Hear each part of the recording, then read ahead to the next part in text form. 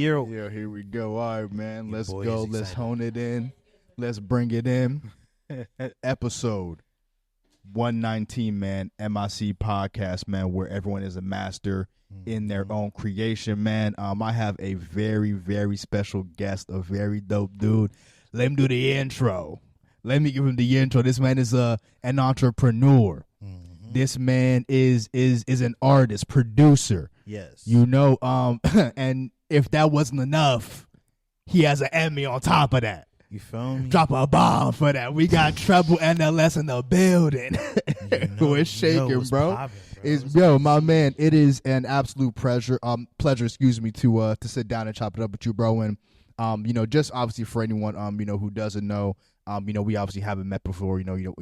Prior to this, but just in my research, man, like, just your art, your creativity, and really most importantly, really to like what we do here is just the community, man, and like you're very, very involved in your community, bro. Yes, indeed. The community at large, but more specifically the Black community, man. I think you're doing a lot of great, powerful stuff. I think you have a great, powerful message. You know what I mean? Like we're all about building community content. You know what I mean? That's our tagline: community and content up here. So, bro, just in getting to know you through research, man, I'm just like, yo, like I really can't wait to just sit down and really chop it up. This thing, I think it's fucking dope.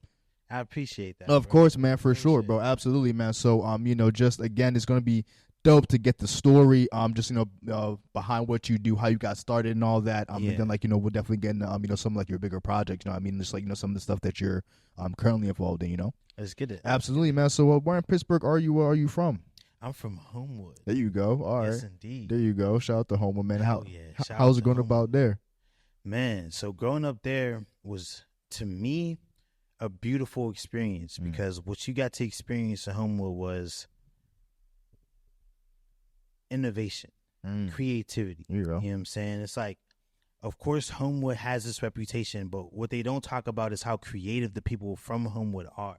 Well, and like just even like the perception of it is it's media based. You know what I mean? It's like facts. Sure, like whatever goes down there goes down there. You know what I mean? But like it's made to seem as if it's like the only aspect of what that area is. Facts. You know what I mean? And bro, like you said, there's a lot of talent and like a lot of creativity. Well, within Pittsburgh, but Homewood specifically. But not to cut you off, bro. My fault. Yeah, because it's a lot of resourcefulness. You know what I'm saying? It's a lot of people making the best of what they have, to be honest. Yeah, for sure. You know what I'm saying? It's a lot of community building. That's what I would call it, community building. It's just like people don't think about the creative thinking that comes from being at such a place like Homewood. Yeah. You know what I mean? It's like, of course you had violence. Of course you had like, just street shit. You feel me? Right. But that was really just us finding ways to maneuver the situations and the circumstances. Facts, yeah. You know what I'm saying? Like, that's how I see it. Nah, for sure. So like, was anyone like, were you always musically inclined as a child? Like, how did your relationship with music form early on? Man, I loved listening to music for as long as I could remember. Absolutely. You know what I'm saying? Like, music is just one of those things that has always made me feel something. Agreed. And when I was in 9th grade, I remember we were in communication. No. Not 9th grade. I was 9 years old, 4th grade. Mm-hmm. We were learning in communications about poetry. You had communications in like 4th grade? Yeah. That's crazy. Okay, word. That's what they called it. Yeah, word. Yeah, facts. And, we're learning about poetry, and as I'm learning about the like mechanics of poetry and shit, I'm like, hold on, like this looks similar to something I've heard before. Yeah, right. You know what I'm saying? I'm starting to make the comparison between poetry and rap. Right. And I'm like, oh shit.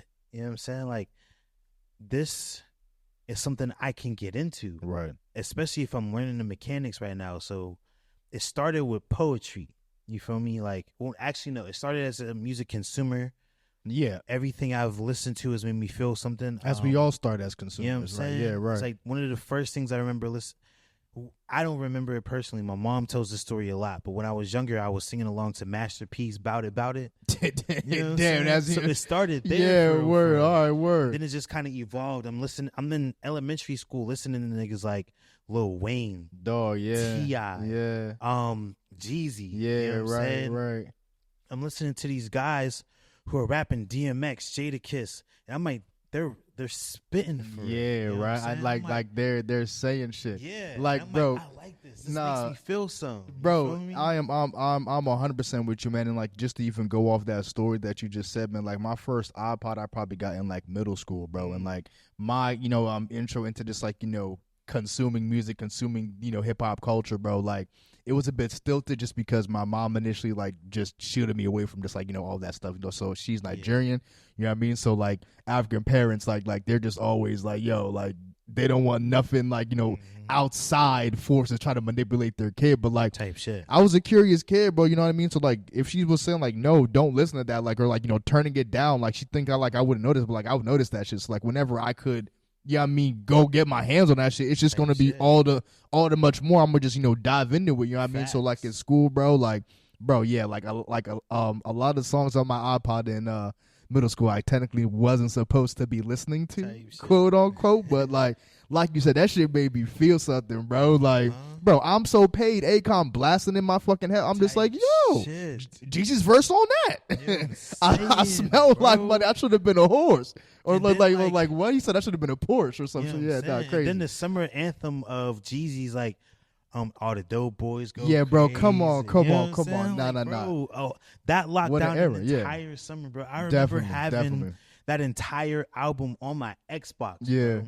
I'm playing GTA. I'm on the plane flying, and I'm listening to the Jeezy album on the radio, facts. bro. No, bro. Would be like an album like that, like for me, bro. And it's one of my favorite hip hop albums ever, bro. Was Jadakiss' "Kiss of Death," my nigga. I think that album is immaculate, bro. Like I'm just like, bro, this album is incredible. Like all the way through top to bottom. Like I don't even want to skip a song on that album. Shit. It's like 12 songs. Yeah. You know what I mean? Like albums don't even like really come in like 12 packs anymore like that. You either get 8 or if you're Chris Brown you get 48.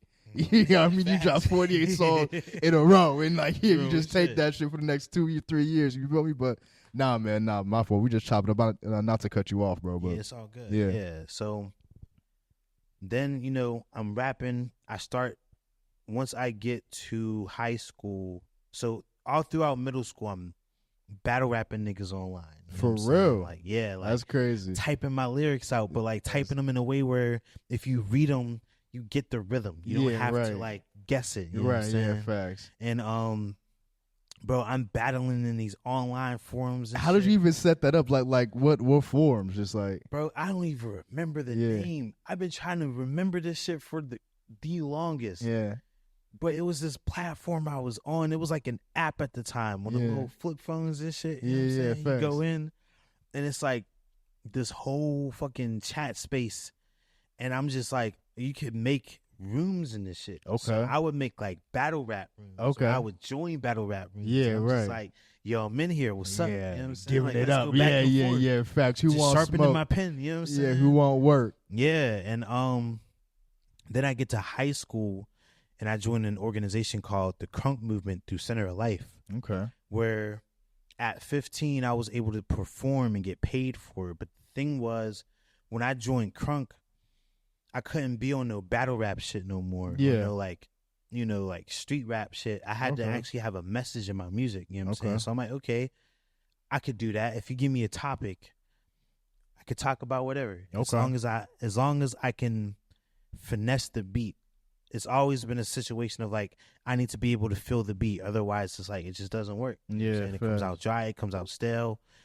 It takes me mad long to write it. You know what I'm saying? Like, I know a good beat, when a good beat plays, bro. It's natural. You feel me? The words just spill out of me. It might take me a little bit to write, but like every time I listen to the beat, I feel something. Yeah. I just like. It was already there. The beat was just the key type shit. Yeah, right. And then like, the way I approach music is so like, it's like it takes parts of different art forms, right? Of course. Like Les Twins, for instance.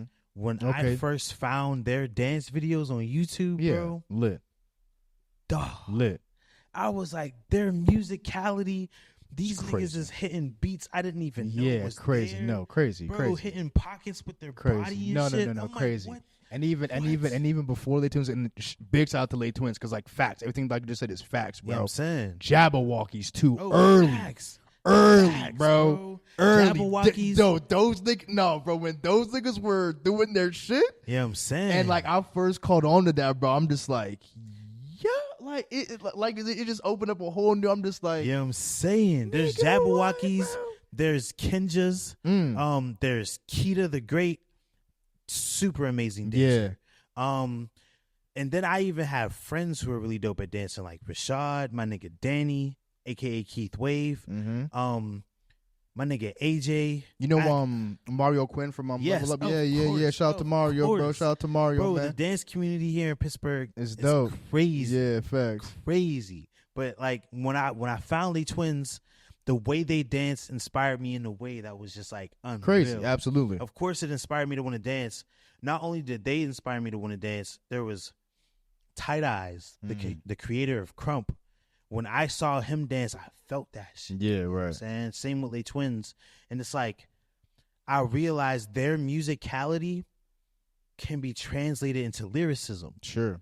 When I'm rapping, I had a mentor named Adam. Shout out to Adam, bro. You taught me a lot of shit about MCing, hip hop, rap, and I just got to give you your flowers. But he taught me like pockets in music, you know what I'm saying? And like I was starting to realize he also taught me that my voice is a percussive instrument. Absolutely. So when I'm rapping, my voice is like another drum sound. Absolutely. You feel me? So it's like the cadence is the same as what you call like notes on a drum. Okay, well, yeah, because it's a percussive instrument. Right. Facts. So if I pick a certain cadence that matches the pockets of the beat, it's like I can like ride that shit. Yeah, you know facts. and it can flow like water. You feel me? Yeah, absolutely. So I started to translate the way Les Twins dance into the way I rap. Right. I'm like, yo, I like being able to hit beats and pockets that people didn't even think about. Yeah, right. You know what I'm saying? I'm listening to a beat and I'm like, yo, like the drums is doing this, the keys is doing this, the guitar is doing this, and then there's like this room in between. Yeah. To do this. Yeah, right. And I'll freestyle a little bit, try to find like a nice pattern. Yeah. And yeah, a lot of music is like listening, playing, experimenting, and just finding ways to put how I feel onto a track. Fair enough. Yeah, no. And like, do you play any instruments or no?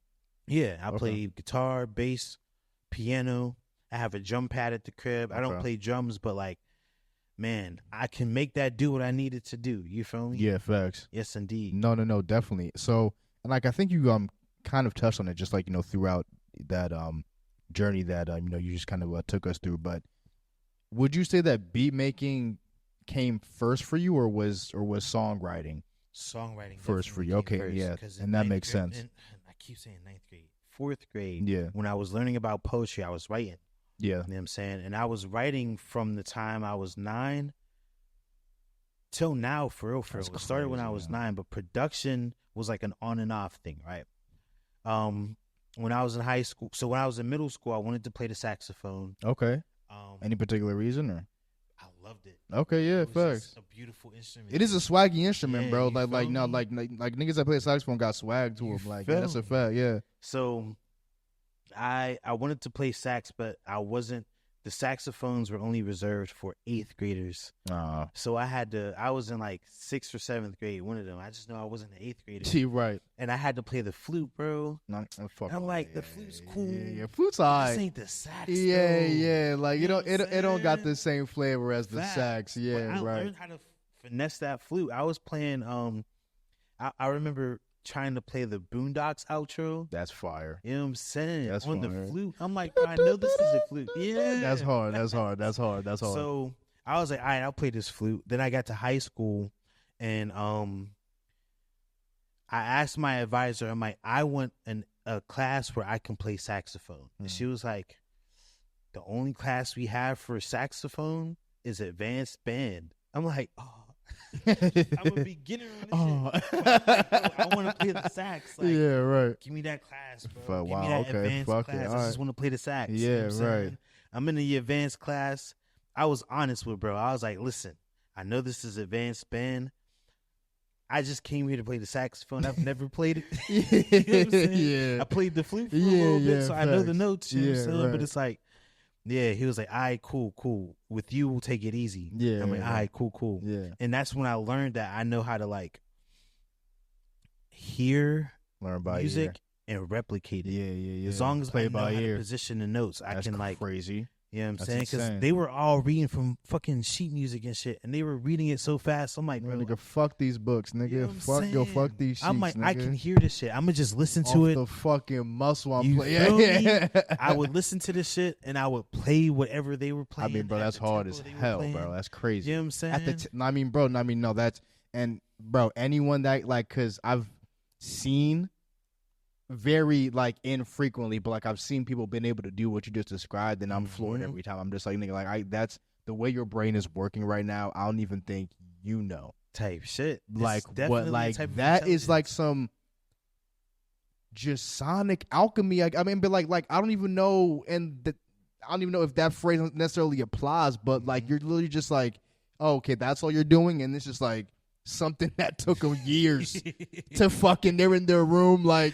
Depending on what kind of parents they got, it may be a good process or a not fun process. You know, it's just like, oh, okay, where I'm about to.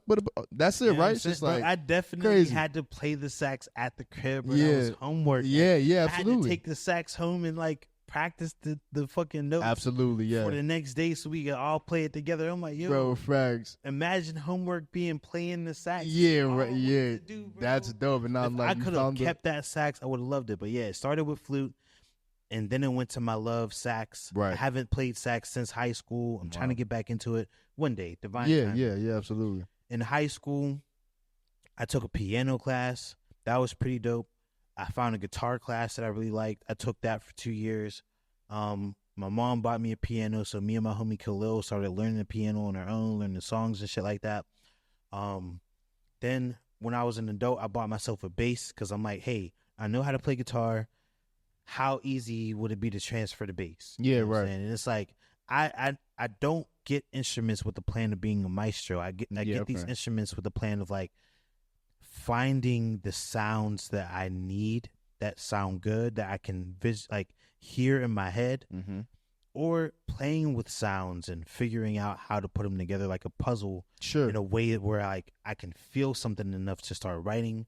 Or feel something enough to hear someone else write into the shit. Right. You know what I'm saying? For sure. And like that's when like you like, kind of lock in for. Yeah, like I didn't know just like, throughout just like my research, like if you had, played an instrument or not, or because I had initially thought you were just like primarily a producer and like you then floated into rapper. Like is that necessarily like the case, or like did you start rapping? Because like you started writing, pretty young, like from like the age of 9, like you pretty much started like didn't stop. How did that kind of tie in, like as far as like making beats, or like were you just finding them? Like were you stocking up music for you to release, or like how did that kind of work for you from like when you took the writing and then like you wanted to put it in action to like pursue a career as a artist? Yeah. So when I was writing, it started with rap. You know what I'm saying? Rap was like the first thing I started out with. I really liked rap. I was inspired by like Lil Wayne and T.I. and stuff like that. But my beat selection process would be like me just going through beats I could find on like YouTube, beats that homies have sent me, and just like. Do you make your own beats at all? I do now. Okay. Yeah, but it started with rap, and then I got to a point where I'm like, there was a point where I wasn't able to find beats I could feel. And I'm like, what if I started making my own beats? And it was a slow process. It started in like 2015, kind of loosely with my homie Elijah when we lived together. Sure. But because he used Fruity Loops, that was the first DAW I've ever used. Okay. And I was like, okay, it makes sense. It looks like the first for everybody. Yeah. And then it's like it has a sequencer on it that makes like making the beat real simple. But then it truly started like production. In 2018, yeah, right. I had my income taxes came in. I'm like, I bet I've been wanting to produce for a little bit. Let me get myself. I already had a guitar. I was like, let me get a guitar I can plug into my interface. So I got an electric guitar, or electric acoustic guitar. I got an electric guitar, an electric bass, I bought myself I already had a laptop and an interface and a microphone. Yeah, right. So I'm like, okay, like, cause I was writing my raps, finding the beat on YouTube, recording it myself, thanks to my nigga Elijah, because in high school he taught me that I could engineer my own shit. Yeah. And I'm like, okay, I could just buy the studio equipment and record myself, because I was spending mad money on studio sessions. Yeah, so I mean, like, it sounds like, and like, just like even off the income tax shit, bro. We had an episode with Ari Cole, bro, and like he fucking flipped his income tax, like, you know, buy some DJ shit. So yo, flip your income tax. Yeah, you know what I mean? This is another nigga out here flipping the fucking income tax. Facts. And changed his fucking story. Bro, you know what I mean? My like, life completely. You feel me? Like, with that income tax money, bro, all the studio equipment that I bought was so helpful, because at a point in time in 2018, I went homeless. Wow. Didn't have a steady place that I could set my studio shit up. Yeah. So what I used to do is go to Oakland, go on top of the roof of iTeak. Okay. Set my studio shit up. iTeak, what's that? iTeak is an eyeglass place in okay. Oakland on fucking Forbes Ave. Okay, that's crazy. Okay. You know what I'm saying? How'd you get up to the roof, my nigga? Bro, I can't reveal the sauce. Just know that I was up there. Just know niggas was on top of IT. Yeah. Just know niggas was on top of IT. I can't spill the sauce. I respect that. You know That's some real shit. That's hilarious, yo. I was up on that roof. I set my I had a Chaotica eyeball to compress the sound and filter it out, the like external sound and shit. And I'd plug it into my laptop and I just record shit. You know what I'm saying? I'd go to there was a part of that summer I stayed at my homie Jordan's crib. I was just recording shit, but I was also just like playing around with making beats. You know what I'm saying? First. And I started making this music. It was love songs, and like I was just finding loops online, putting them in, finding drum sounds on Splice. This is not a paid advertisement. And then I was just like, fuck around, see what I could do. You know what I'm saying? Like, yeah, right. Put it into the sampler on Logic and just like play around with this shit and just like find pockets that I can write in. And if I felt it enough, just start writing some shit. I'm just like, oh shit. You know what I'm saying? Like, and when I started producing, I'm realizing like there's a whole nother lane of creativity that I was about to up. say, bro, like, were you overwhelmed initially? Because I mean, I know rapping is rap, you know what I mean? Like, you start writing and, like, you know, it just is what it is. Like, you know, like, you have your, like, you know, own collection, and that is very pen to paper, like it's a very direct transaction, right? But with, like, producing, beat making, just from what I've seen, I don't know, like, that world can seem so vast. It's a blank canvas that, you know, again, that you could really put anything on, so it's, like, kind of tough to know where to start. So, like, I was wondering, like, how did you even find a place to start, and you know, from there, what was the mentality like as far as like you know, trying to like learn how to produce, pretty much? Like, so what inspired me to start was knowing that I knew so many instruments. You know what I'm saying? Okay. I knew how to play the guitar, I knew how to play the piano, I knew how to play the sax if I needed to, and I'm like, yo, I like music, and one thing I like is live music. You know what I'm saying? Like, I used to freestyle the jazz bands when I was with Crunk. And I'm just like, yo, like, I think I can feel music enough to innovate and create some stuff. Yeah. You know what I'm saying? But it was just like learning how to sequence it, learning how to like play within BPMs. It was also like learning where I can find different sounds, because I would see other producers and they're not playing all of their like lead instruments. They're finding loops online. Yeah, right. And I'm like, oh, okay. Yeah, right. You know what I'm saying? Yeah, it's just like you were right. like, you realized you were playing a different game than everyone else was playing. Facts. Right? Yeah, so I was like, wait a okay, minute. let me find these loops. I used to ask my producer friends like, yo, where did you find these? They give me sites like Looperman and shit like that. Yeah, right. I go on there, I download some loops, and I'm like, okay, I can start with this shit. You know what I'm saying? Because sometimes that's the hardest part. Absolutely, out, of like, course. The melody and how to put that together and stuff like that. But yeah, then it's like at first it was overwhelming because I didn't really know what I was doing. Sure. I had to really learn from other producers. Right. And I wanted to write to something so badly. Interesting. Okay. You know what I'm saying? Like, just like in general, or just like some shit that like, you specifically made? Some shit that I specifically for sure, made. absolutely. You know what I'm saying? So right. I'm like, I wanna build the beat.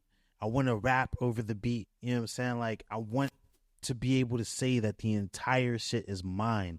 Especially because back in my SoundCloud days when I was just finding beats on YouTube and shit, I couldn't really like release those on like Apple Music or like Spotify and shit like that. The copyright sample, like yes, all that shit. Because it's like, bro, some of these will be like for free use only, so you could only put it on SoundCloud. Yeah, and it's just like, I'm like, I want rights to my music. I want to be able to post this shit on all platforms if I want to. You know what I'm saying? So I'm like, I want to be able to be the one.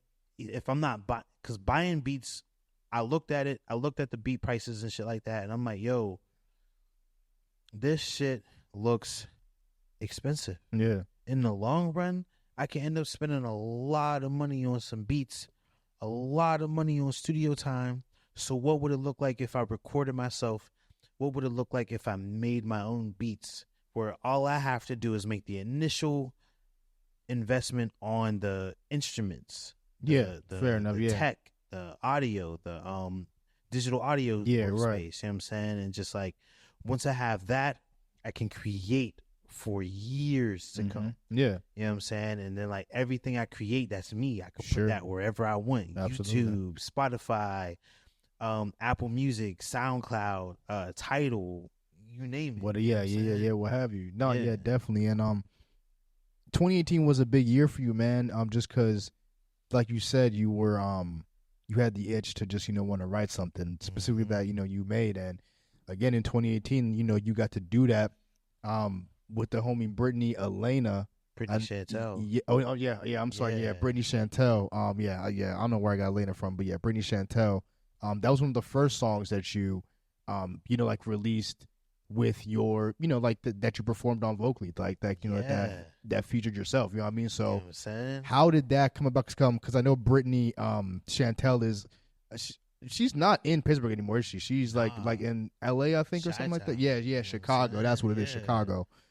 She's out in Chicago. But yeah, how did y'all link up? I mean, like, what was the city like? You know what I mean? When y'all were in the same space. You know what I mean? Like, what was the creative energy like back then? Listen, this was through one hood. We came in through the Artivist Academy back in 2018, and that's where we met. And like every time I saw Britt, it was like favorite cousin at the cookout vibe. Yeah, so right. I'm like, yo, I fuck with you. Like, your energy's crazy. You know what I'm saying?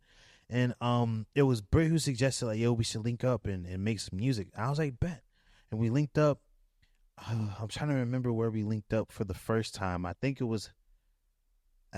it might have been in my homie Jordan's basement. Okay. Yeah, and I'm playing the Train of Thought loop over and over again, and I'm putting drums on this shit, and I'm like, yo, you know what I'm saying? How does this sound? And Britt's fucking with it, and I'm like, all right, cool. I write a verse, and then Britt writes according to the cadence that I picked. Okay. You know what I'm so saying? She just playing off you. Yeah, facts. Okay, and word. It was dope. And I was like, okay, this is hard. Yeah. You know what I'm saying? And like, bro, that song was fun as hell to create, fun as hell to record, fun as hell to make a video for. Shout out to my man Mikey. I was about to say, like, just kind of walk us through the process of just like, I mean, just even in like the studio, like when you're watching Brittany and like yourself, just create this vibe off like a whim. Like, what's the thought process at that time? The thought process is really like, first, when I'm making the beat, I'm trying to feel that shit. So I'm going to make sure that like I put patterns that I can feel. And then if I can feel it, that means I can write to it. You know what I'm saying? So it's like, all right, how can I take my words and fit them into the pocket of what I just created sonically? Right. You know what I'm saying? And then it's like, before I even start writing, I'm thinking, what am I about to write about? Sure. You know what I'm saying? And Train of Thought, I don't know where that idea came from, but the hook, the melody for the hook came from Britt. And I'm like, yo, like this is hard. Yeah, like, we can rock with this. Yeah, you know right. what I'm saying? And yeah, sometimes the topic comes out naturally. Just sometimes conversation, just vibing. Yeah, absolutely, facts. for sure. Or sometimes the topic comes from like whatever I start writing, and then like I'm thinking about like when I make the beat, you know, it's not really a thought process as much as it's like an experimentation process where like based on the key of the beat, it's like that's how I'm gonna fix my voice. You know what I'm saying, to match the frequency of the beat and stuff like that. And it's like that's like an element of like playing around, freestyling, trying to figure out the cadence through just like, you know, bullshitting. Yeah. And yeah. And that's really like the process of the song. Then like I feel you. through writing, it's like, all right, cool, I got this topic. As I'm writing, the way I write, I'm always thinking like, how can I take these words and play with them like a jungle gym? Absolutely. You know what I'm saying? Or like, how can I piece them together like a puzzle with a pattern that's like invigorating? Hip hop is dope, man. Just because, rappers can just change and manipulate the English language, and it's just and they can make it sound dope, and they can take a word and just with a certain inflection, the way they say it, the cadence in which they say it. They could just change the whole meaning, the feel of a word. I mean? It's just like they could say, I don't know, the word dog. It's just like, okay, like, you say the word dog, but then it's just like, dog. Yeah. Yeah. You say that so many different ways. I mean? Like just even from there to there, like the feel, the energy around the word is just different. And like, rap and, again, shout out to hip hop, man. Like, that's just, it's really because of rap. You know what I mean? Shout out to it. Yeah. Quick question for you. Absolutely. This gets edited when you're done recording. Yeah, for sure. Okay, so can I take a quick pause? Absolutely, yeah. My phone just lit up, and I just gotta make sure it's not an emergency. Yeah. No, absolutely, bro, for sure. You can quick pause. Yeah, nah, for sure, but do what you gotta do.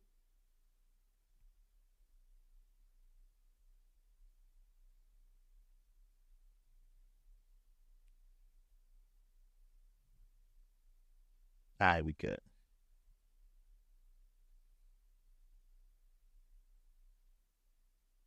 All right, there we go, y'all. Yeah, no, listen, man, we live, baby. Y'all mean, Trouble out to make sure she was all right at the camp. Hell you know what I mean? Hell yeah. But nah, bro. Yeah. So like, just even kind of going off what you said, like, the collab with Brittany and all that. Because like I know people have different perspective. Well, not people. Let me just say artists more specifically. Like have different perspectives on collaborating, and I know. When it comes to art, like obviously, what people like and do creatively, it's always very sensitive. You know what I mean? Just because like it's like the nucleus is coming from you. It's a part of you. It's an extension of yourself. You know what I mean? And people are weary of they want to protect their energy, so like they're not collaborating with everybody. You know what I mean? Yeah. How open were you to collaborating before and after working with Brittany? Because like I know Brittany was the homie. You know what I mean? So collaborating with her was it had to have been easy. You know what I mean? Probably just like, again, it's like, cooking up with the homie. Like, that's, that's always going to be what it is. But yeah, just like, what were your thoughts on collabing prior to that, after that? Did you just kind of like take it as a one-off, like, your Brittany's a homie, I know I can make some good shit with her, but I just know that I'm not necessarily open to collabing with any or everybody? Yeah, so collaboration really started in the crunk movement because there were so many of us in the program that, like, we were always collabing. For you specifically? Like, okay, yes, what are okay? Like, there's always been a collective of people. Like when I first joined Crunk, there was me, there was Izzy, we had a couple of rappers, and as Crunk kind of moved on, we had so many different rappers like Bird, NLS, Ron. Shout out to Bird, yeah. You know what I'm saying? Like these are rappers that inspired me. You feel me? I always found myself working with people that like, whenever we hopped on the track together, they made me really want to like take my shit to the next level. Yeah, right. You know what I'm saying? So every time I worked with someone like that, it excited the shit out of me. Of course. And being in Crunk gave me the opportunity to be surrounded by like not only rappers that I can collaborate with, but dancers I can collaborate with. Like when I make a song, I'm sending my songs to the dancers. They're coming up with routines That's for hard, it. Yeah. We're figuring out how to perform it together and shit like that. There's also like collaborating with producers and collaborating with instrumentalists. You feel me? It's just like I was around so many different creatives that like collaboration just happened naturally. Type shit. And like, so yeah. when I graduated from Crunk, the way I approached collaborations was like, you know, if it inspires me, I'll do it. Of course. You feel me? But I have to feel it. Yeah. You feel me? And of course, like I always found myself in different types of collaborations, whether it be like, you know, collectively, like with Crunk or with a group that I was part of called Sangwin. Shout out to everyone who was in Sangwin. We remember that time period. That was an amazing time period back in 2016. Okay. The main SoundCloud era, man. Like the collaboration was more on the marketing side because there were so many of us that when one of us dropped the song, if all of us shared it, bro, like some that's TDE shit. Reached out to so many people. That's how TDE do it. Like if it's SZA's turn, the SZA's turn. If it's Schoolboys to the Schoolboys, and, you know what I mean? Facts. So on and so Everybody forth. Sharing that shit, yeah, absolutely. Yeah, definitely. So it's like just being, and now I'm at a point of collaboration where I'm trying to be collaborative on all fronts, right? First, I want to get people in the room. If I don't have the resources to pay everyone, it's like, listen, we're going to all invest our talents into this. Yeah. And we can think about how to make money off of it on the back end, but we're going to create from the love of the craft. You feel me? And I love creating with people who have a love for the craft because it's just like we can lock in and create whatever comes to the heart, whatever comes to the mind. And it's just like we'll figure out how to use this afterwards. But it's just like as long as I know you fuck with what you do, I know I fuck with what I do. I know we're just two niggas that fuck with what we do. Yeah, I'm saying. You know what I mean? So it's just like, you know, you just get up from there. You feel me? Facts. And we fuck with each other, so it creates a synergy. Yeah, of like, right. I like what you're doing. Exactly. You like what I'm doing. It's feeding off. It's definitely a gumbo that comes to collaboration because just like Mike again, like I watch him work very closely. Yeah, you know what I mean, and like he's not as, it's not like he's adverse to collaboration by any means. You know what I mean, like he's actually very like open person, but he's just protective of the energy. You know what I mean, like it's a very specific again, like it's just you have like a certain.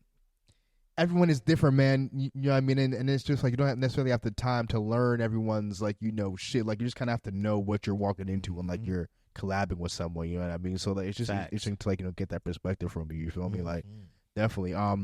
I did notice that again, man. 2018 was a big year for you, man. Just because like that's when like you pretty much just you dropped everything on streaming. Yeah, pretty much. Yeah, I mean like it was on SoundCloud, on Spotify, and your EP Under the Influence. I listened to that, and I listened to what's it joint called Story of an American Reject. I'm sorry, Story of an American Reject. Yeah, and I was like, yo, these both dropped the same year. I'm listening to like American Reject. I'm just like, it just sounded like a lot more polished, and I'm like I'm just like the sound was just like a lot more cleaner, and then like you had like found your footing a lot more. And I'm just like, how is it like?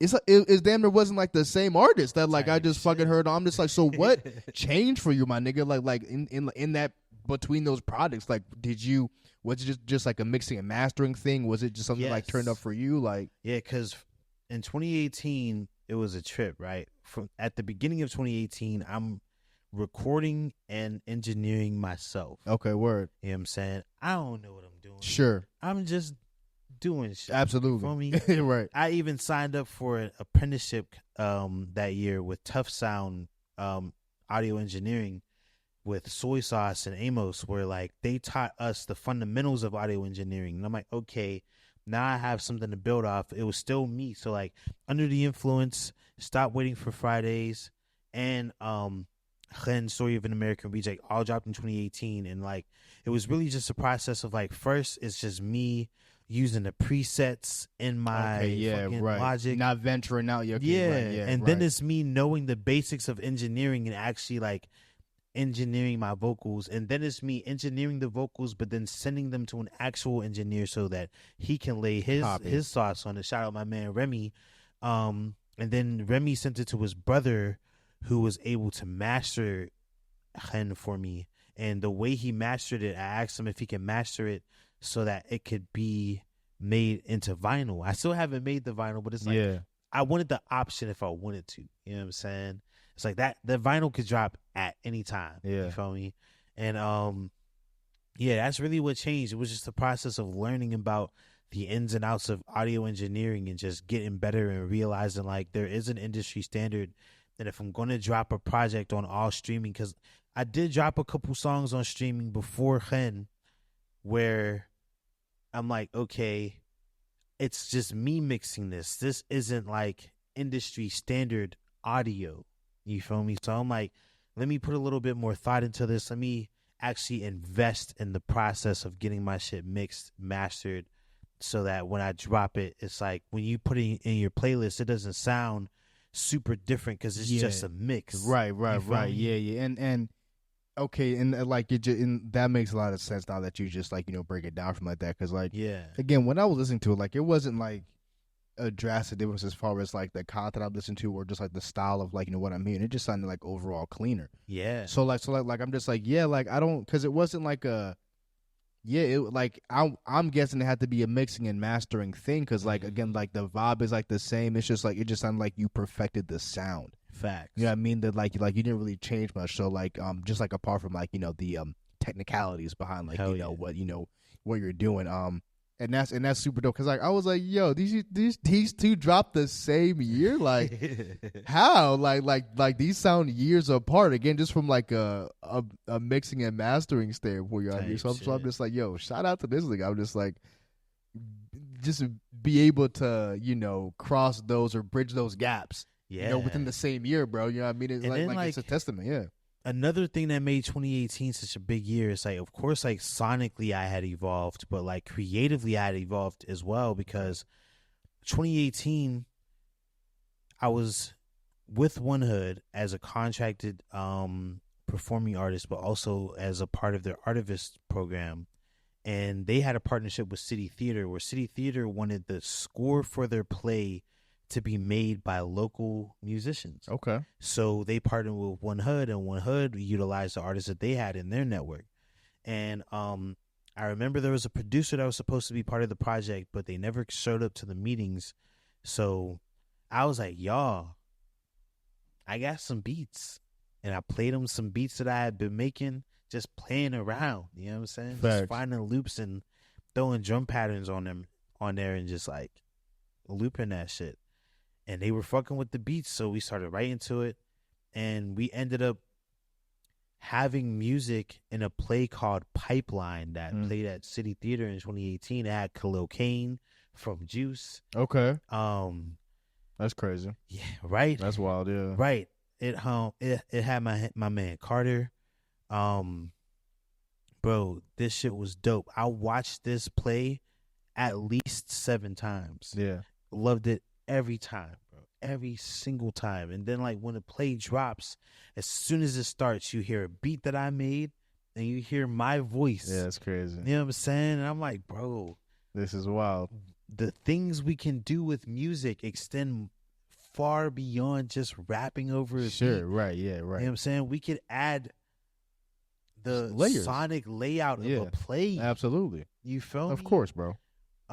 We can create the environment with just like music and lyrics and shit like that. You know what I'm saying? It's powerful, man. It's powerful. It's powerful. Facts. It's like the story gets told on so many different fronts, and you can add other elements to the story.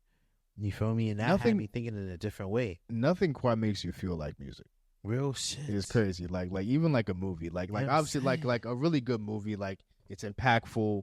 It can definitely impact society at large. You know what I mean? Yeah. Pop culture, sure, bro. But I mean, bro, there's some songs that are in the 70s, bro. Facts. That they could drop today, and it would still have the same message, the same feel. And I'm just that's that timeless shit, bro. That's special, bro. Like, bro, to be able to do some shit like that, bro. Yeah. That is like it's indescribable, bro. It's just like. Because you're not thinking, I mean, like, yeah, like, if you have the confidence and, enough talent to get in the studio, get people, make a song, I'm sure that, like, you guys or whoever's involved can realize, hey, something, like, dope has happened here. Like, it's great. Good job. It's a great song. But you don't know that shit is going to fucking reverberate.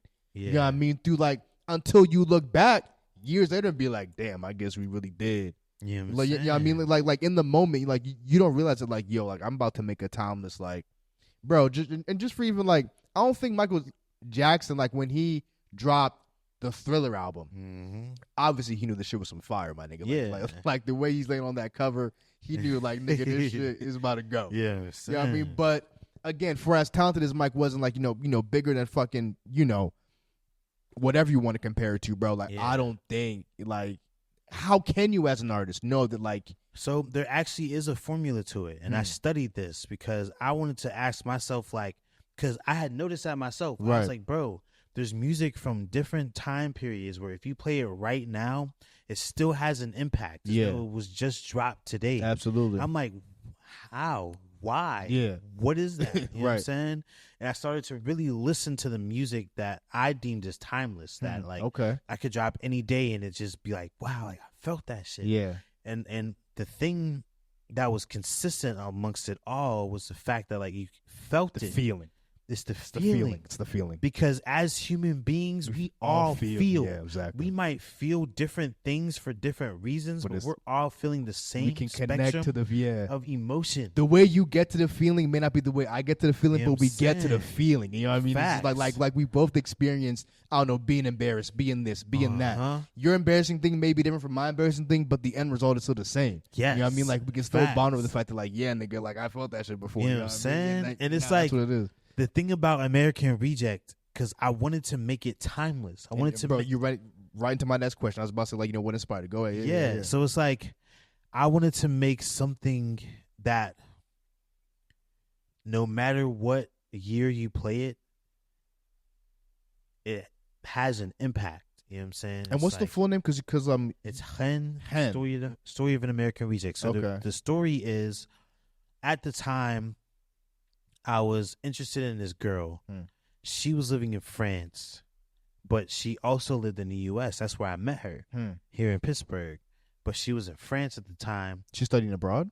Nah, she had dual citizenship. Oh, wow, okay. Yeah, so it's like, I was like, yo, I'm interested in this girl, but she's so far away. So I'm like, okay, when I'm awake, she's asleep because she's on a whole other side of the world. You know what I'm saying? So as I'm awake, I'm like, all right, cool. There are things I want to say, but I can't say them directly to her right now. I'm going to put it in music. You know what I'm saying? So I would write these songs, and then I would send them to her and shit. And then, like, she ended up coming back to the U.S. We went on a date. We figured out it's not going to work out. And was it primarily, like, the distance? No, it was just... It was a couple of factors. It was just like, you don't gotta go through my detail, but yeah, it was like this just wasn't gonna work out. Facts. And like I was like, cool, because I was starting to feel the same way. You feel me? All right, just like up. The vibes just aren't there. Yeah, but like parted cool ways though. Amicably. Right. Yeah, for sure. And but I was like, bro, I got 5 songs. Like, what am I? Fuck, am I gonna do with it? Yeah. So I'm like, I was thinking about things I could do with the songs, and I'm like, one of the things I can do is like turn this into a full length project about rejection. Because it's like, it's not that I was rejected because it was a mutual thing, but it was like I have these 5 songs about a girl I was interested in, and it didn't work out how I wanted it to, but I know that there are people in this world who have experienced rejection. Absolutely. And in no matter, and there are people in this world who have experienced enamor. You know what I'm saying? Absolutely. Like you see someone and they're like, yo, like, I'm interested in you. I like you. Even like, on a base level, lust. Just like a level below enamor. You know what I mean? Just like on like a baser instinct. Like, you know what I'm saying? So it's like people can relate to these feelings. So if I can put these feelings in a track, no matter what time period you listen to it, it's timeless because human beings feel the same spectrum of emotion for different reasons, but it's that same spectrum. Absolutely. You know what I'm saying? If I'm expressing interest, someone else has expressed interest and can connect to that. If I'm expressing grief or if I'm expressing rejection, there are people in this world who have felt that. And I was thinking to myself, like, almost every rapper I know talks about the girls they do get. Right. Damn. What about the ones they don't get? We don't hear about that. You know what I'm saying? Yeah. So I'm like, Siri, play Take Care. No, facts.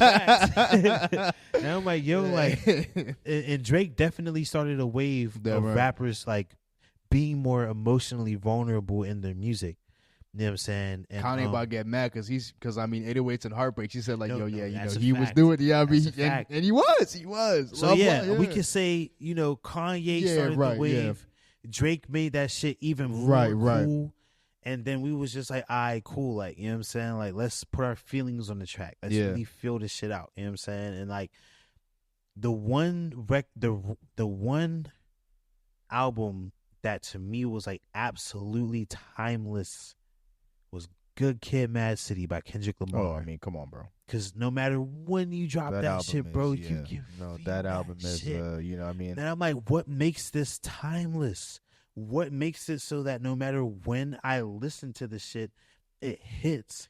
It's the feeling. That's the fact that he's being emotionally vulnerable and talking about feelings he experienced in a moment in time and like putting it so vividly on the track that you can feel it yourself. I was about to say, bro, the thing that's special about Good Kid, Mad City, and like again, like maybe you can feel it on like a different level just because like you grew up around that shit to like some level, you know what I mean? Yeah.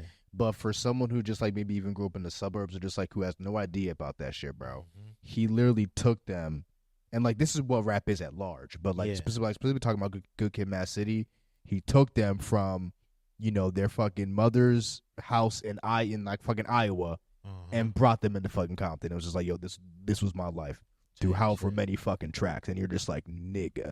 And he does the voice must at the fucking end of the track. Like he just does such a good job of saying the tone, his mentality, what was going on around him, just like the sounds of the album. You're just like, yo, like you're really like in Compton with Kendrick Lamar right now, and he's fucking just, yo, this is where I was doing this is where I did this. I mean, I literally was there, and it was crazy. The even crazier part about that album is that, like, as a whole, it's like the music version of Friday.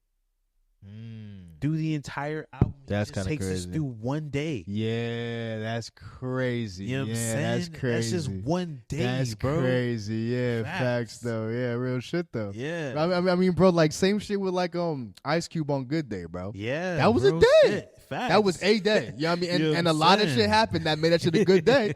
A lot, but it was 24 hours though. Yeah, and a lot of shit didn't happen that made it a good day. You know what I'm saying? And that's the message behind it, man. Yeah. So yeah, man. Now let's get back to NLS because like we could talk about fucking our favorite hip hop albums all fucking day. It turns to like a whole other podcast, man. But bro, I do want to touch on another just huge milestone for you, man. So bro, at 25, like about 3 years ago now, bro. You won fucking an Emmy for a short film, bro. Yeah. Called fucking Don't Clip Our Tails. Yes, bro. And I watched that video in full, man, and it was again, man, just very powerful, man. Very moving stuff, bro. I think you did a great job as far as like your performance in it, man. So like very very well done on that, bro. I mean, bro, like if you just want to walk us through the creation of that, how did it end up, winning an Emmy? Did you submit it? Did you? Yeah, I mean, no, feel free to go into as much detail, as you want. But this is like, super dope. So, bro, the Emmy wasn't even a goal.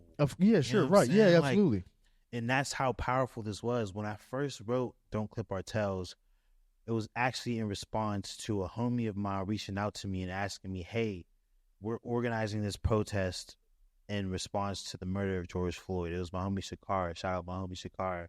And right at the mic. I was like, right, I bet. Right at the mic. My bad. No, you're straight, bro. I was like, I bet. I got you. So from the time that she texted me to the time that the protest was, I ended up writing a poem. And the poem was about a conversation that I had with my best friend's mom, where we were having a conversation about like how it's kind of counterproductive telling black kids to assimilate to white culture versus telling white folks to make space for black kids in their culture. You know what I'm saying? And at some point I dropped the bar, don't clip our tails. Like, I feel like you as a white woman have the power to make more space for these black kids. It's like you have white counterparts. You could tell them like, hey, you can educate them on how to make space for, you know, these young black boys and their culture, and making sure that they can show up authentically and still be respected as human beings. Right. And so that's what the poem was really about. And I performed it at the protest, and a little bit later I get a DM from a guy named Ryan Lowe, and he's like, yo, I really like that poem that you had, Don't Clip Our Toes. I'd like to do a video to it. I'm like, cool. He sends me a couple. Now, did you know Ryan prior, or this is the first time you? Yeah, this is my first time. He sent me a couple of his work samples, and they Okay. were really dope. I was like, oh, this is official. I was like, I've done music videos before, but I've never done a poetry video. So I'm like, cool, let's do it. You know what I'm saying? So we did it. And we dropped it at the end of 2020, around like November. And then 2021 comes around, and he hits me in April, and he's like, yo, he works for a publication called Public Source. Shout out Public Source.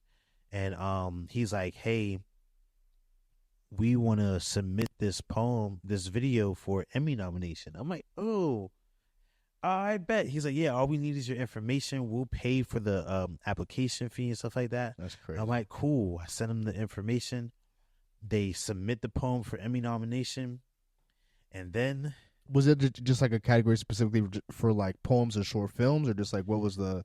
It was, damn, what category was it? It was like something / like entertainment news or something. Yeah, like, yeah, art yeah, and yeah, entertainment. yeah, News, yeah, art and entertainment. Yeah. And yeah, so we got nominated. He called me. He was like, "Yo, we're nominated." This was like, I want to say, had to been like before September. Yeah. So he's like, he calls me. He's like, "Yo, we got nominated." I'm like, "Oh shit, we're nominated." Yeah. He's like, "Yeah." I'm like, "Yo," and that moment when he said we got nominated, I was like, I'm Emmy nominated for the rest of my life. Yeah. So that's crazy. I was like, whether I win or not, like, this is a win in of itself. No, for sure. Like, Emmy nominated, Treble NLS, like, they be saying that up on stage, yo, just to be nominated. I mean, but that shit is real. Like, facts. Yeah, I mean, you're in wild company, my nigga. You like, just to be, yo, nigga, I took home a statue. Fuck it. Yeah. Just for being nominated. That's my statue. Fuck it. Like, facts. And then September comes around, and the viewing happens for the Emmys, and I have a little viewing party at the One Hood office, because at this time I'm a staff member and shit. Yeah. And man, I remember my category comes up. They named the selections for the category. That's crazy. They had this while the Emmys is playing. Huh? Like is this like on like the actual Emmys like yeah, that's fucking wild as hell. Shit, but because it was during the pandemic, right, virtually. Okay, word, all right. So that's crazy. They had an envelope on the screen to open up, and a winner comes out, and it's fucking me, bro. And I was like, oh, that's crazy. That's crazy. Niggas just won an Emmy. Yeah, that's crazy. You know what I'm saying? Yeah, that's crazy. That shit was just like, what?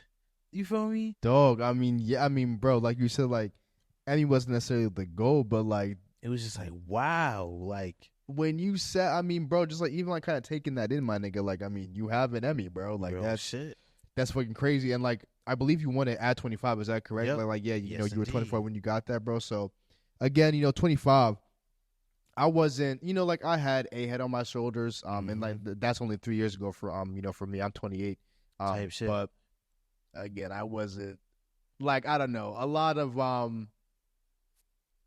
I was just very unpolished at 25. You know what I mean? So I'm just like, the maturity, you know what I mean, to just like kind of like sit in that moment and be like, damn, and like, just kind of be like, yeah, like nigga just fucking won. And then like, I'm 25, like niggas are not 25 doing this shit. Like, you know what I'm saying? What is your mentality like to kind of keep you level, keep you grounded, but also like appreciate the moment that you're in? It's the fact that I'm in my late 20s, right? Because I'm from Homewood, bro. Yeah. Where we used to think that we weren't going to make it to 18. And if we did make it to 18, we weren't going to make it past 21. And I'll be 28 in July. Shout out to that. You know what I'm saying? So it's like every year after 21, bro, has been a blessing. You feel me? It's just been like, yo, I'm still here. I'm out here. we made it way past 21. It's like, bro, like every year that comes is just like amazing. So like to be 25 and winning an Emmy made me thankful for a couple of reasons. One, it made me thankful for the fact that like I didn't match the statistic of like dying at before 18 or not making it to 21. Of course. It made me happy that, because like when I was 21, I had a really bad mental health crisis, and I spent a few days in a mental hospital. And it makes me happy that like I didn't do what I was thinking about doing at that time. You know what I'm saying? And it's like, I'm just thankful that I'm here, bro. Yeah. I wouldn't have seen this if I wasn't here. Right. You know what I'm saying? And it's just like, it's amazing because every year I try to say yes to something outside of what I'm good at or something outside of what I'm comfortable with. Just to see. Just to see where it goes. You know what I'm saying? 2018 was me saying yes to producing the score of a play. You know what I'm saying? 2019 was me saying yes to performing outside of the city. You know what I'm saying? But also saying yes to helping Brit with Golden Opportunity, but also Fire on Venus. Just being like, yo, like saying yes to my homie Kalen when it comes to like doing the music with Brit for a project called Lion and Lamb. You know what I'm saying? It's just like, yo, like every year I'm gonna try to do something different. 2020 was a wreck.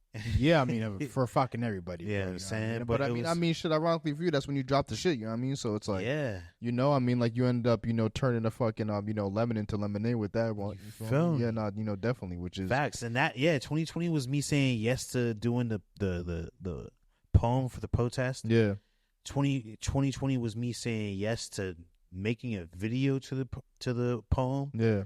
And we see what came out of that in 2021. 2021 was a year of me saying yes to being in a fucking musical. Yeah. Collapsia. You know what I'm saying? Something that like. Were you in a musical? Yeah. That's crazy. Collapsia, written by my man Montez. Shout out Montez from City Theater. You know what I'm saying? Like, Montez is a fucking genius. Like creatively, I love the way his mind works. You know what I'm saying? And he had emailed me and was like, yo, I got this role in this musical that I wrote that I feel like would fit you perfectly if you wouldn't mind auditioning for it. I'm like, yeah. Yeah, it, right. Yeah. Like, that sounds exciting enough for me to try it. Absolutely. You feel me? And I think, if I'm not mistaken, 2021 was also the year of saying yes. If it wasn't 2020, it was 2021. It was one of these years saying yes to doing the score for a musical called Milton, written by my homie Kalen, who's an amazing dancer, by the way. And trying to think, 2022, what did I say yes to? Hey, anyways, the story goes on. Every year, I try to say yes to something that challenges me, takes me out of like what I usually do, and try to figure out what to do with it. Absolutely, bro. And like it's super dope, man. I mean, like you don't really hear about, you know, too many people winning an Emmy for a short film, bro. And like especially at fucking 25, my nigga. And like again, bro, just the wave and like the subject matter of what it was, you know, coming off from the moment that it was, you know, like following, bro. Again, it was very, very powerful, you know, short film and very, very powerful message, man. You know what I mean? Like, thank you. You know, definitely just, you know, keep fucking doing your thing in that lane, bro. Like, I'm not sure if you like, you know, plan on doing any more videos that are comparable or like in that same lane, bro. But nah, I think that's a big pocket for you. You feel me? So, you know. Yeah, we definitely got some dope shit coming. For sure. Some dope shit on the way. Okay, word. I'd tell you about it, but I'd rather show you. Yeah, there you go. You know what I mean? NLS shit. Nah, I feel it. You never. But bro, I do want to touch on your work with you know, One Hood Media, bro. Because like again, I think a lot of the you know, community work that like, you know, you do through them, with them, again, especially for the black community, is fucking huge. Yeah. I read that it was it like acts like an incubator for like up and coming or burgeoning social justice organizations. Yes, indeed. Which I think is fucking crazy because like just even strategically, bro, like any social justice movement, bro, like it just needs a solid foundation. Like, yes, you know, 6 to 8 to 15 people can start a protest. You know what I mean? They can start a Facebook group, meet somewhere, you know what I mean? And like, you know, protest. But, you know, like to be consistent with that, to have like an actual format and a plan behind that, it gets tough because like it's very like emotion based. Yeah. You know what I mean? Like just like protesting it at large. You know, but for an institution or like an organization or a place to have just to be the place where you can start a movement. Yeah. You know what I mean? Like we'll give you the tools to do it smartly. We'll give you the tools to, you know what I mean? Like, you know, do what you like, you know, want to do if that's what y'all want to do. Yeah. That's not what we only do, but if that's what y'all want to do, we can give you the tools, the mindset, and, you know, just resources. How the resources to enable to enact that. You know what I mean? And I think that is great. I feel like if that is, you know, what you want to do, it's something like it's definitely a resource you should explore because you don't really hear too many things like that. And like, you know, people can like, you know, go out to protest. Any fucking thing can happen at protest. You know what I mean? So it's just like, I think that's super dope. So if you want to speak on, you know, just the work that you do with One Hood and just how you started, you know, getting involved with them. Yeah, so that was another thing I said yes to in 2018. I remember my homie Tamia. Shout out my homie Tamia. That's my fucking dog. You know what I'm Shout out to Tamia. You feel me? She sent me this link and was like, yo, sign up for One Hood. It was a link for the Artivist Academy. I'm like, bet, say less. I put my information in the Google Doc and I got selected for the Artivist Academy. I'm like, all right, cool, here. You know what I'm saying? And I started out as just like a contracted performer, but also one of their Artivist Academy cohort members. And through the Artivist Academy, it was pretty much an incubator for like artists who use their art as a form of activism and giving them the platform to kind of, you know, do a project that kind of joined art and activism at the same time. Right. And I had already dropped, or I had already conceptualized Story of an American Reject. But like I was like, how can I give this an activist spin? Because it does speak to a population of people that don't really have a voice, which is like those who feel rejected. You know what I'm saying? Like, it's like, where are the songs about rejection and like really sitting in those feelings and stuff like that? But then I was like, to take it a step further, reject, American reject, it's like that can be a political term because it's like using rejection as a superpower rather than it being something that limits you, something that holds you back, and rejecting the stuff that doesn't bring you joy, rejecting what doesn't bring you justice, and rejecting what doesn't bring you peace. You feel me? Because I know that as human beings, we're capable of so much. We just need the space in order to really tap into that. We need the safety and security to be able to think about our emotions. We need the emotional intelligence to begin to think about how we want to be in community with other people. Right. We need community to start thinking outside of the box around like purpose and our belonging and our like where we belong and all of this mess. And then we need our purpose to start thinking about how to self-actualize and reach our highest potential. Absolutely. You know what I'm saying? Absolutely. And it's like, but we need the space and we need the basic resources. And it's like, if we're not going to be treated equitably like human beings, it's like we can reject the things that don't bring us the space to think about our heart's expansion, our mind's expansion, our future, and the role we want to play in this world. Right. You know what I'm saying? It's like I too often have seen people being expected to think about the future when they're stressed out about today. Yeah. You know what I'm saying? It's like there's people who don't even know what they're going to eat later on today. And we're expecting them to think about their future, and we're expecting them to think about what's going on around the world, and we're expecting them to be a voice when they need a voice themselves. Fair enough. They need some fucking resources. Type shit, they need something to eat. They need security. They need stability. We can't expect them to be able to think about emotional intelligence. We can't expect them to think about community when they're stuck in survival mode. Yeah, right. You feel me? I was one of those people. So it's like, I understand the mindset and the mentality. You're not really thinking about those other things. They're like foreign subjects for real. You know what I'm saying? So it was like, how can we, a community of people who have been rejected before we've been understood, use rejection as a superpower to build our liberation? You feel me? And that's the project that came up with, which was Reject. It was like a clothing brand but it was also just a movement. And now I'm just kind of thinking about where I want to take that movement, because it's like, of course, I want to do the clothes, but I don't want to just stick patterns on t-shirts. Right. I want it to be more like artsy. Sure. You feel me? Yeah. It's like, this is fashion, and fashion is art. Yeah. How can I approach it more artistically?